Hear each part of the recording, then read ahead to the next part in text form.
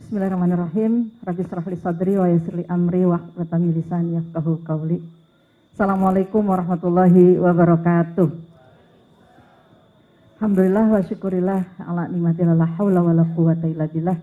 Asyhadu an la ilaha illallah wahdahu la syarikalah wa asyhadu anna Muhammadan abduhu wa rasuluhu la nabiyya ba'dah. Radina billahi rabba wa bil islami dina wa bi Muhammadin nabiyya wa rasulahu bil Qur'ani imama wa hukma amma ba'du. Pertama saya ingin meluruskan dulu data terakhir. Itu data tahun 2008. Sekarang saya sudah punya cucu 5 dan Afzalur Rahman sekarang anaknya sudah 2. Jadi rupanya pernah menjadi teman di PPSDMS bersama Mas Andi dulu. Jadi data itu data lama ya. Yang Basir tadi ditayangkan sekarang sudah kuliah di Libya. Sebenarnya alhamdulillah dia juga mendapat beasiswa dari Kementerian Agama, dapat ranking nomor 1 dari 500 anak Indonesia yang mau daftar ke S1 di Maroko. Tapi tidak diambilnya karena berbarengan tahun lalu 2014 diundang oleh Kementerian Kerajaan Saudi untuk dapat beribadah haji. Alhamdulillah dapat hadiah karena Basir dengan izin Allah dapat menjuarai 30 juz Asia Pasifik. Diselenggarakan oleh Kerajaan Saudi. Jadi berangkat haji mestinya berangkat ke Maroko dan alhamdulillah bersamaan diterima juga di Libya, langsung ke takmili, tidak ke idat lagi. Dan kami musyawarah, anaknya juga ditanya kalau ingin memperdalam agama untuk tafakuh fiddin lebih dahulu, memperdalam di Libya. Libya ini cabang dari Jamiah Imam Saud di Saudi Arabia. Yang kakaknya tadi diceritakan, Faris, yang nomor 2, sekarang juga sudah punya istri dan kuliah di S2 King Saud University Riyadh, sedang mengambil jurusan tafsir hadis. Dan alhamdulillah sudah mendapatkan sanad hafalan Rasulullah SAW 30 juz dan sempat mengajar anak-anak Saudi untuk menghafal. Ternyata lebih sulit mengajar anak Saudi daripada anak Indonesia. Jadi di antara para pengajar itu satu orang Indonesia nih, alhamdulillah anak saya justru untuk masalah makharijul huruf dan tajwid. Begitulah ya cerita. Saya perbaiki biodatanya tadi. Yang nomor 10 sekarang Himati Muyasarah, kelas 1 di SMA Insan Cendekia Serpong. Alhamdulillah sudah menyelesaikan setorannya 22 juz. Nah, ini besok kembali karena lagi libur UN. Dan kakaknya yang nomor 9 Hadi Sabila Rosyad sudah menyelesaikan 21 juz kelas 3, sekarang mau menuju ke SNPTN, insya Allah mohon doanya. Yang Basir tadi nomor 8. Kemarin baru ikut saja debat bahasa Arab di Festival Timur Tengah UI. Ya. Alhamdulillah anak kami ada 3 orang yang kuliah di UI, 1 mantu juga di UI. Yang cerita Maryam Konita tadi nomor 3, sekarang sedang S2 di International Islamic University Malaysia, Kuala Lumpur, mengambil jurusan hadis. Karena dulu S1-nya di Kairo juga jurusan hadis, Usuluddin ya. Dia juga sudah mendapatkan sanad bacaan Rasulullah SAW, qiraah hafiz. Mumtaz, alhamdulillah. Semua ialah karunia dari Allah. Baik Bapak Ibu, tadi saya perbaiki data. Saya kira dan kita meyakini semua bahwa semua karunia itu datangnya dari Allah Subhanahu wa Ta'ala. Jangan dikira nikmat juga itu sekedar nikmat, tapi juga dia bagian dari ujian kepada kita. Apakah kita termasuk orang-orang yang bersyukur atau tidak? La in syakartum la azidanakum wa la in kafartum inna adzabi lasyadid. Jadi kalau kita mendapatkan nikmat, banyak-banyak bersyukur, insya Allah nanti nikmatnya ditambah. Tapi kalau lagi mendapatkan ujian dan cobaan, tidak ada tempat kita kembali kecuali kepada Allah Subhanahu wa Ta'ala. Nah, testimoni dari Ustadz Samsul Arifin bersama istri tadi itu membuktikan beberapa hal sebelum saya masuk ke beberapa poin materi saya. Pertama bahwa pendidikan anak kita adalah proses.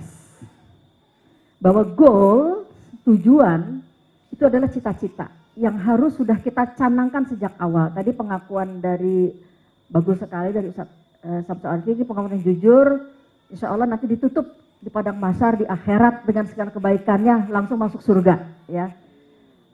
Beliau buka di sini jadi pelajaran buat kita agar kita tidak mengulang kesalahan serupa dan kita mengambil pelajaran. Dan mudah-mudahan nanti semua aib ini ditutup oleh Allah di padang mahsyar. Insyaallah. Jadi ini proses.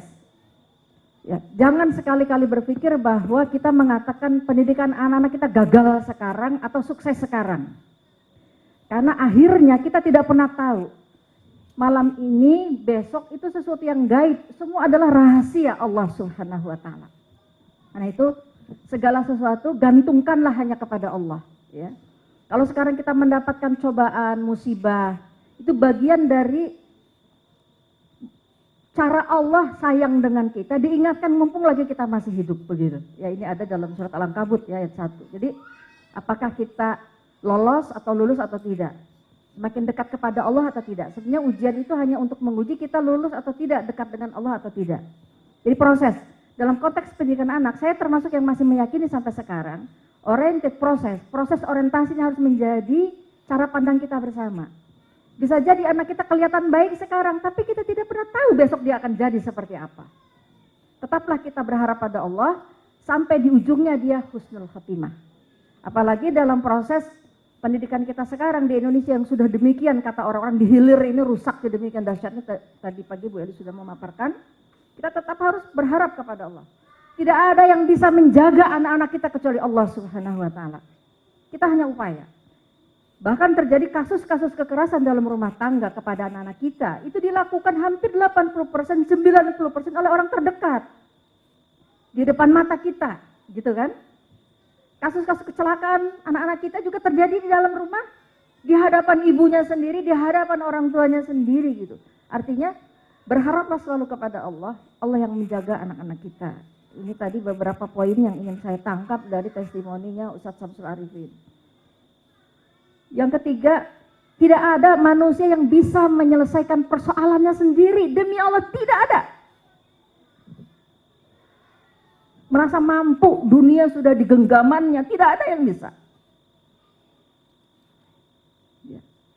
Kecuali dengan pertolongan Allah Subhanahu wa Ta'ala. Ya.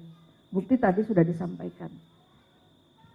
Dan cerita tadi, kalau kata Mas Andi katanya kesuksesan, saya menganggap belum sukses kalau belum bisa memastikan kita semua mati dalam keadaan husnul khotimah. Walaupun itu ciri-ciri kebaikannya sudah kelihatan.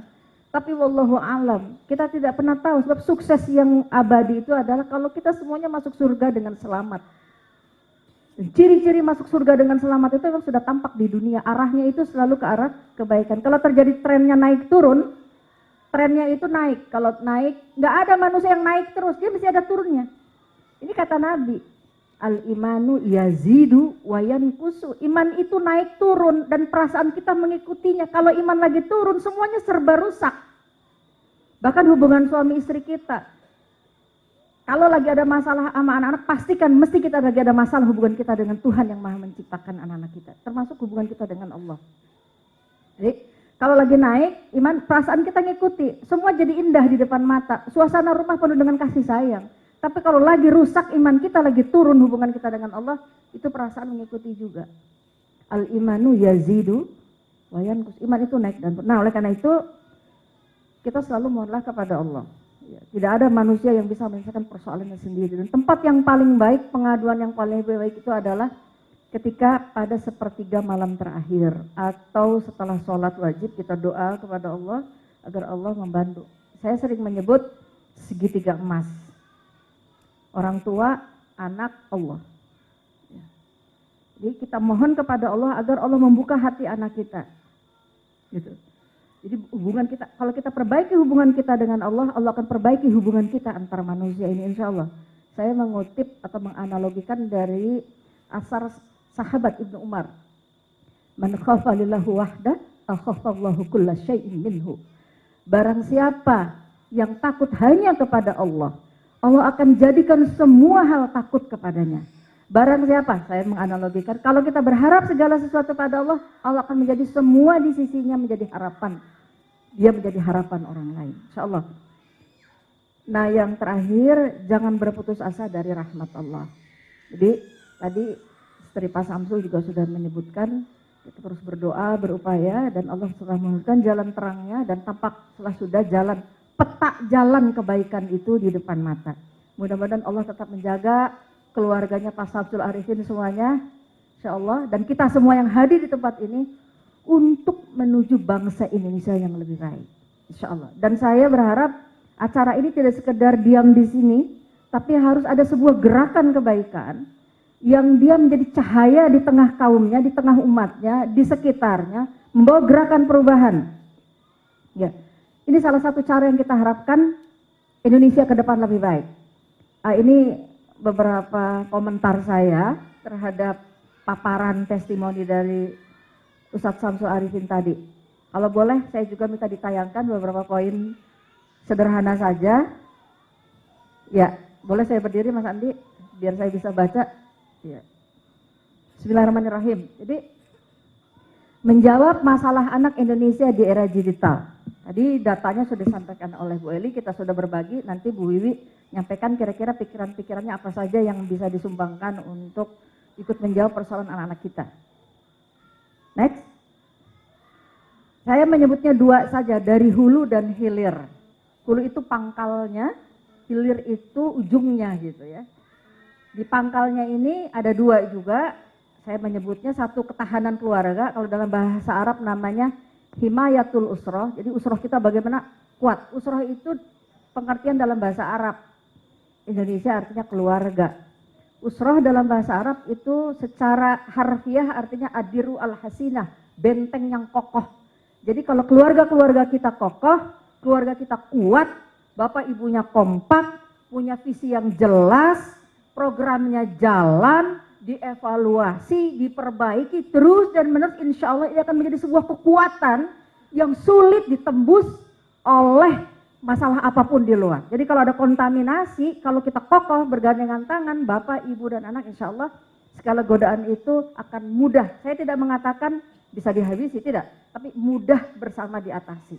Kira-kira gambarannya itulah bangsa Indonesia. Kalau bangsa Indonesia kokoh, kuat, gandengan tangan, segala bentuk keburukan yang akan menyerbu bangsa kita perlahan tidak punya ruang karena kita bergerak terus ke depan. Kalau kita diam begini, kebaikan ini diam tidak bergerak, kita hanya baik untuk dirinya sendiri, naudzubillah min dzalik, bisa jadi cucu kita, keponakan kita, tetangga kita, wallahu alam, menjadi korban berikutnya dari para pemangsa-pemangsa anak-anak kita, naudzubillah min dzalik. Jadi saya sebutnya hulu. Dua itu keluarga dan masyarakat. Ini saya punya waktu sedikit, saya singkat-singkat saja. Kemudian kedua dari hilir. Hilir itu sudah di ujung, tadi datanya banyak sekali disebutkan oleh Bu Eli. Kerusakannya udah sangat luar biasa. Mengerikan. Di sini kita steril, tapi di luar, naudzubillah min dzalik. Belum lama kita dapati ada seorang pecandu pornografi juga katanya membunuh seorang PSK ya, beritanya juga ramai. Ternyata dia anak yatim piatu. Justru diasuh oleh pamannya untuk diselamatkan, tapi karena sudah salah asuh sejak awalnya berakibat fatal. Meskipun sudah punya istri, karena sudah kecanduan pornografi, otaknya udah rusak. Yang jadi korban justru perempuan yang baru pertama kali digauli, ya PSK lewat Twitter katanya. Hanya cuma ngomong katanya, kamu bau rokok, langsung ditikam lehernya dengan pisau. Ya. Jadi otaknya itu udah rusak begitu. Nah ini kerusakannya sudah sedemikian rupa, naudzubillah min dzalik, jangan terjadi pada keluarga kita selanjutnya. Nah, balik lagi, next. Jadi di hilir apa? Sebenarnya kita berharap pada negara. Keluarga ini kan bagian dari komunitas, institusi negara. Ya. Ada keluarga-keluarga, jadilah masyarakat, kemudian terbentuklah negara. Kemudian dari keluarga-keluarga ini pula muncul SDM, Human Resources, ya, sumber daya manusia yang mereka akan menjadi pemimpin, yang akan jadi pengisi ya, di lembaga-lembaga strategis pemerintah yang mereka semuanya adalah pengambil kebijakan. Jadi kalau misalnya dari sejak di hulunya sudah bagus pendidikan anak kita, punya sifat jujur, ya, kemudian juga bisa memimpin, percaya diri, tadi aspek-aspek kejiwaan sudah dibahas oleh Bu Eli. Insya Allah ketika dia menjadi pemimpin, dia tidak ikut merusak tatanan, tapi untuk membangun dan memperbaiki masyarakat. Mestinya negara inilah yang melindungi dan peduli kepada urusan rakyatnya, termasuk salah satunya keluarga. Tadi saya disebut di DPR, sekarang sudah tidak lagi Mas, periode kemarin. Kebetulan saya diamanahkan di Komisi 9. Di Komisi 9, di sini juga ada Bu Masnah, pernah menjadi Ketua KPAI. Tadi beliau cerita, pernah negara ini memberikan dana juga untuk anggaran atau terhadap perlindungan anak, berapa miliar, 2 miliar atau berapa, saya nggak hafal karena itu urusan di Komisi 8, tapi saya tahu apa yang terjadi di Komisi 9. Ada satu badan namanya BKKBN. Ada juga yang namanya Kementerian Sosial, ngurusi juga masalah keluarga Indonesia, tapi lebih kepada sifat fisik, Mas. Keluarga sejahtera fisik yang dilihat, isi orangnya itu nggak dilihat. Satu rumah misalnya ada 4-5 orang, bahwa mereka sudah terjadi seperti apa, tidak ada itu perhatian pemerintah.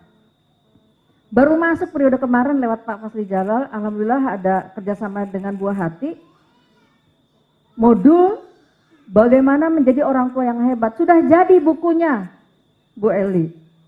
Sudah jadi bagaimana menjadi orang, tapi hanya sebatas cetak. Ketika saya tanya sosialisasinya nggak ada anggarannya. Padahal justru inilah tugas negara, melindungi rakyatnya dan keluarga Indonesia dari segala kerusakan mestinya. Tapi ini belum berjalan. Saya katakan kalau tidak berjalan nanti katanya nggak ada keberpihakan. Belum berjalan, saya katakan. Ya. Kan di Indonesia ini masih banyak, hampir sekitar 50% keluarga-keluarga yang tidak berdaya secara ekonomi, secara pendidikan. Data dari Kementerian Koordinator Kokesra masih ada sekitar nih Mas Andi, ini data tahun 2005. Jadi data perempuan-perempuan kita dari seluruh jumlah populasi Indonesia ini 1,3% perempuan yang terdidik sampai S3. 6,3% yang pendidikannya SD sampai SMA. 3,3% itu masih pendidikan tamat SD. Atau juga mungkin nggak selesai sekolahnya, nggak sampai SD selesai. Ya, jadi ini ada berbagai persoalan juga. Kalau negara ikut bertanggung jawab penuh terhadap ini, ya, masyarakat kita ikut dididik, kemudian juga sosialisasi masalah parenting dengan baik, bagaimana mengasuh anak dengan benar, bukan cuma tepat tapi juga benar, insya Allah akan sedikit mengurangi. Termasuk regulasi soal undang-undang pornografi yang sekarang baru disahkan tahun 2008, itu juga belum keluar PP-nya, peraturan pelaksanaannya. Lama sekali, itu berjuangnya 9 tahun. Saya bersama Bu Eli bagaimana memperjuangkan untuk undang-undang pornografi supaya disahkan untuk menjerat para penjahat pornografi. Mandul juga begitu. Jadi ada lagi yang terbaru, undang-undang ITE. Ya. Itu juga belum berjalan secara, walaupun sudah ada, tapi penjahat-penjahat pornografi masih saja berkeliaran, ya, memangsa anak-anak kita. Nah saya kira ini salah satu bentuk solusi juga. Mohon maaf karena saya bicara ini soal kebijakan, ini juga harus menjadi perhatian kita bersama agar ketika kita jaga anak-anak kita di rumah, di luar juga ada yang ngejaga. Di luar itu yang ngejaga adalah peraturan atau undang-undang. Next. Ya. Sekarang saya ingin bicara sedikit saja, mudah-mudahan 10 menit selesai. Bagaimana konsep keluarga dalam Islam? Ya. Saya mohon maaf, tadi sudah sebenarnya testimoninya bagus sekali dari istrinya Ustadz Samsul Arifin. Tugas kita orang tua sebenarnya itu adalah menjaga fitrah anak. Jadi anak itu pada dasarnya lahir sudah membawa potensi baik. Kullu mauludin yuladu alal fitrah fa'abawahu yuhawidanihi au yunassiranihi au yumajisanihi. Jadi setiap anak itu sudah membawa potensi kebaikan, nilai-nilai kebaikan pada dirinya. Singkat saja saya sampaikan, contoh yang paling sederhana adalah respect pada orang tua. Sesungguhnya anak-anak kita nggak pernah kita ajarin gitu ya, cara hormat. Dia punya rasa cinta dan sayang kepada ibu bapak. Hati kecilnya anak kita itu sudah dibekali oleh orang tua, oleh Allah, mohon maaf. Ya. Dia hormat pada orang tua. Hanya mungkin orang tuanya lah yang kemudian tidak bisa menjaga dirinya sehingga tidak patut dihormati. Akhirnya anak-anak kita kemudian banyak melakukan penyimpangan. Pada dasarnya anak kita itu hormat pada orang tua. Boleh ditanya anak-anak yang kemudian nakal, tapi ibunya tetap saja mendoakan, satu saat dia akan bilang, bikin catatan hariannya. Ya Tuhan, mohon maaf saya masih bandel sekarang padahal nyokap gue udah kerja keras nyari duit buat gue tapi gue kagak bisa baik, misalnya kayak gitu. Sesungguhnya aku sayang sama mama. Jadi perasaan kebaikan pada setiap anak itu sudah diberikan oleh Allah. Nah, tugas kita sebenarnya menjaga perasaan baik itu, perasaan respect anak pada orang tua itu, apa yang disebut dengan adibu auladakum fa innahum makhlukun li zamanin ghairu zamanikum. Ya. Jadi kita diperintahkan oleh Rasulullah mendidik anak-anak kita sekarang dengan sebaik-baik pendidikan karena mereka diciptakan bukan untuk zaman kita, tapi untuk zaman yang nanti kelak.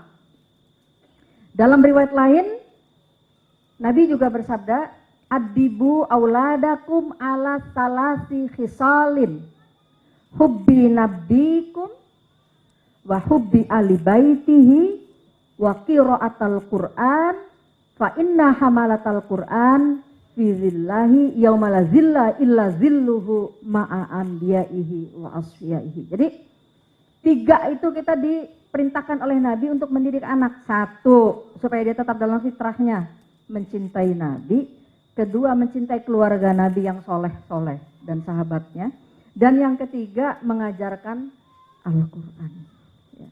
Sesungguhnya orang-orang yang mengusung Al-Quran akan mendapat perlindungan pada saat tidak ada perlindungan nanti di padang mahsyar. Nah, Bapak Ibu sekalian, saya kira ini konsep mendasar yang saya bilang dari hulu. Kalau semua keluarga kita menikah sudah punya konsep awal, nggak sekedar nikah, nggak sekedar kawin, tadi udah disebut oleh Pak Samsul Arifin, terima kasih Pak Samsul ya. Jadi kalau kita mau nikah, ini yang masih pada jomblo mau nikah, itu nikah nggak sekedar nikah Mas Adi. Nikah itu harus dipastikan bahwa kita punya cita-cita mendidik anak. Saya ingin sumbangkan anak saya untuk bangsa Indonesia ke depan lebih baik. Makanya harus diprogram, itu visi punya diprogram. Kira-kira nanti anak saya usia sekian dibikin mapping of life, peta. Kalau Allah ngasih kita umur 60 tahun sesuai usia Nabi, kita bagi saja 3 tahap, 20 tahun pertama, 20 tahun kedua, dan 20 tahun ketiga.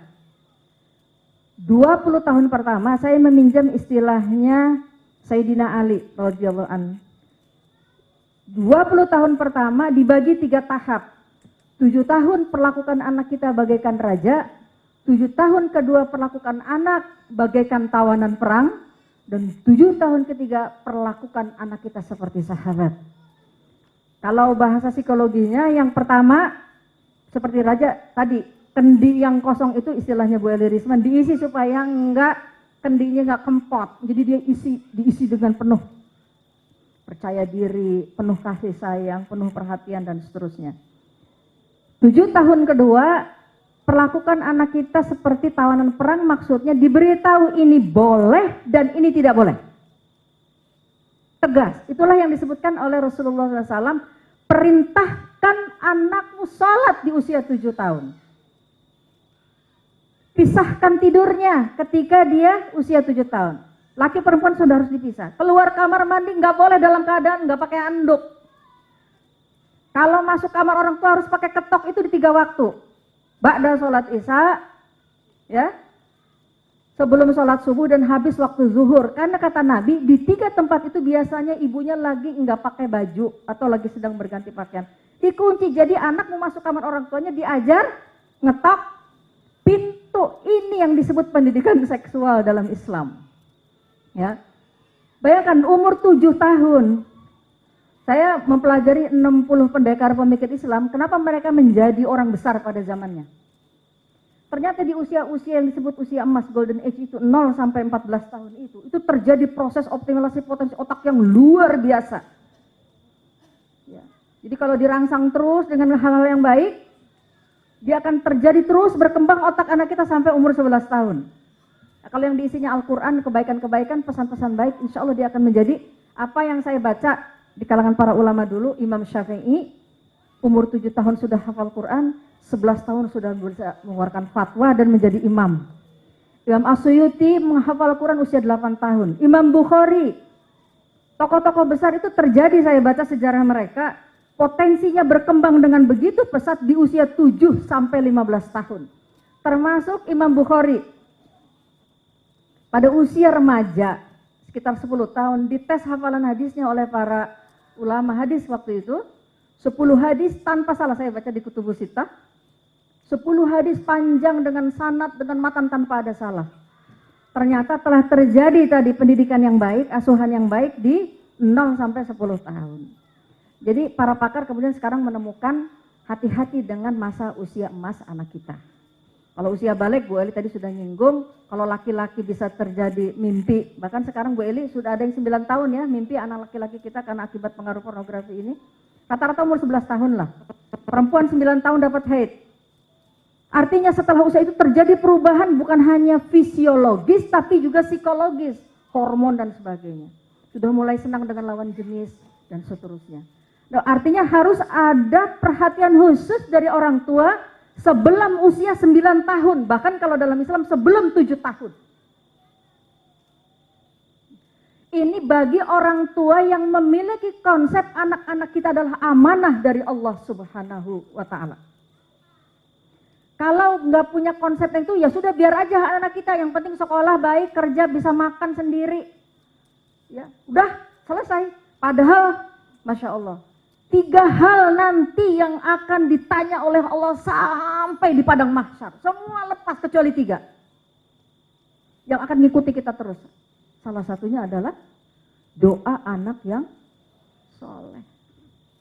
Nauzubillah kalau sampai misalnya beda agama juga nggak nyampe waris, nggak nyampe doa.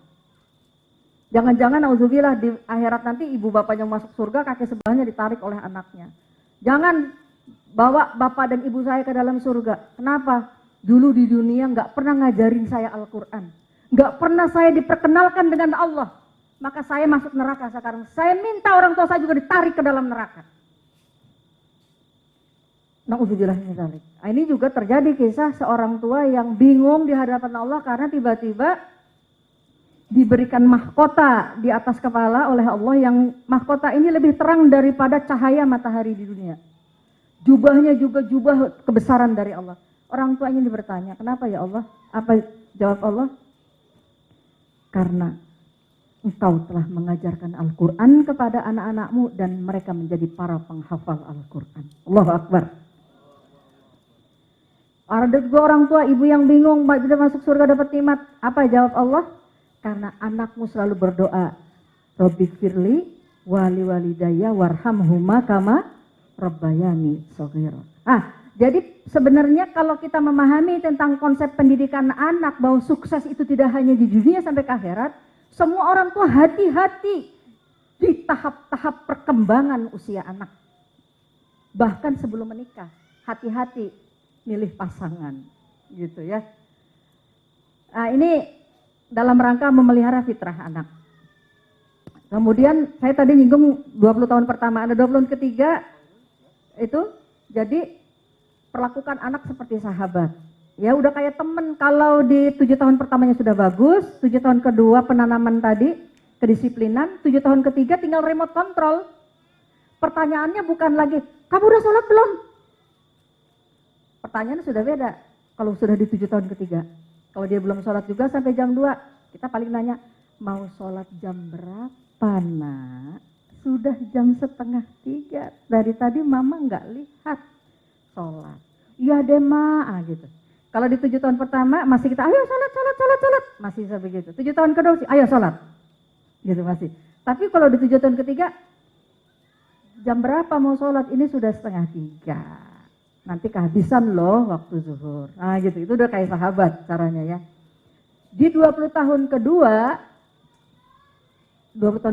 itu berarti 20 sampai 40 tahun, itulah kemudian masa menikah, punya anak, bangun karir, sekolah sampai S2, S3 selesai, 40 tahun, emosi sudah matang, berbakti kepada umat, bangsa dan negara. Sampai 60 tahun sudah turun lagi fisiknya, tapi ruhnya sudah naik ke atas langit. Insya Allah dia menjadi anak-anak yang soleh. Ya, saya kira ini barangkali Mas, ringkas saja. Terus next, ini ada 7 aspek, Bapak Ibu. Saya tadi bicara di hulu ya.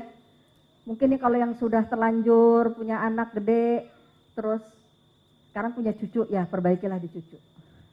Kalau anaknya udah gede-gede, nggak ada istilah terlambat. Ya. Yang penting matinya husnul khotimah. Nah itu. Dalam Islam tidak ada konsep terlambat, selama hayat masih di kandung badan, masih dibuka kesempatan untuk melakukan perbaikan-perbaikan insya Allah. Itulah 7 aspek, keimanan, akhlak, intelektual, fisik, psikis, sosial, dan seksual. Jadi sudah saya rangkum dalam penjelasan ringkat. Terus,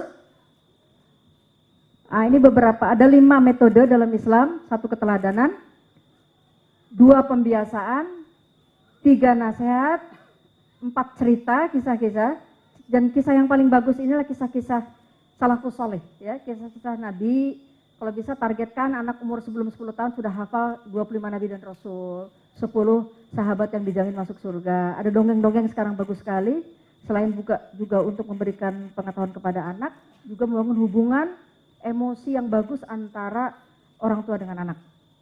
Ya, jadi harus disempetin, harus diprogram. Yang terakhir reward and punishment. Reward dulu, punishment terakhir. Nah, kalau anak kita umur 4 tahun atau 5 tahun lagi bawa keramik gitu ya, dari meja makan mau ke dapur, dia mau belajar bawa, ya kita kasih kepercayaan. Sekali jatuh kita salah-salahkan, nggak boleh ya. 9 kali dia bawa tidak pecah, kita nggak pernah puji. Tapi 1 kali jatuh, kita celak dia. Dalam Islam tidak demikian. Ya. Ada contohnya pada masa Rasulullah SAW, seorang sahabat lewat namanya Al-Aqra' At-Tamimi di hadapan Nabi. Nabi sedang menggendong cucunya Hasan dan Husain dan menciumnya, lalu kata Al-Aqra', ya Rasulullah, aku punya anak 10 tapi tidak pernah mencium anakku. Lalu kata Nabi, man la yarham, la yurham. Barang siapa yang tidak menyayangi, dia tidak akan disayangi. Ini konsepnya dasar sekali menurut saya kalau dibahas dalam ilmu psikologi.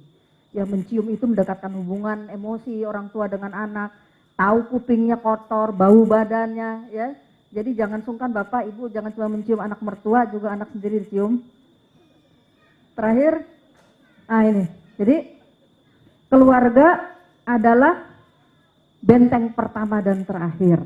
Ya, kalau negara ini hancur, jangan sampai hancur, keluarga tidak boleh hancur. Ya, nanti juga di akhirat yang ditanya bukan negara tapi keluarga. Qu anfusakum wa ahlikum nar. Ya. Keluarga nanti yang ditanya, bahkan nanti kita dikumpulkan kembali di dalam surga, Allah juga berkumpul bersama keluarga kita yang kita cintai. Wallahu a'lam bishawab. Wassalamualaikum warahmatullahi wabarakatuh.